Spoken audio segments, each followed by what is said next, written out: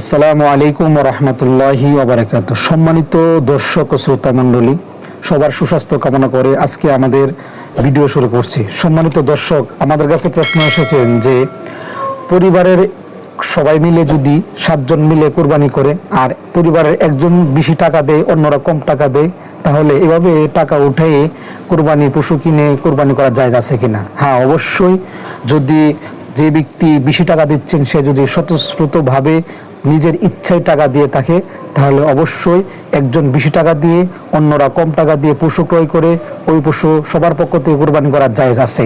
আমরা এটা দলিল হিসাবে যদি আপনাদের সামনে উপস্থাপন করতে চাই, তাহলে আল ফতওয়া আল হিন্দিয়া ওইখানে খেয়াল করলে স্পষ্ট এবারত উল্লেখ রয়েছে যে ফায়াজুজু লিল ইনসানি আইয়াজহা বিনাফসিহি আও বিগাইরিহি বিইজনিহি।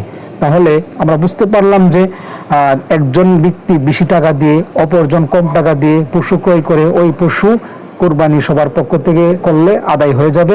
আল্লাহ পাক রব্বুল আলামিন আমাদের সবাইকে কুরবানির মাসাইল সঠিকভাবে জেনে বুঝে আমল করার তৌফিক দান করুন। আমিন।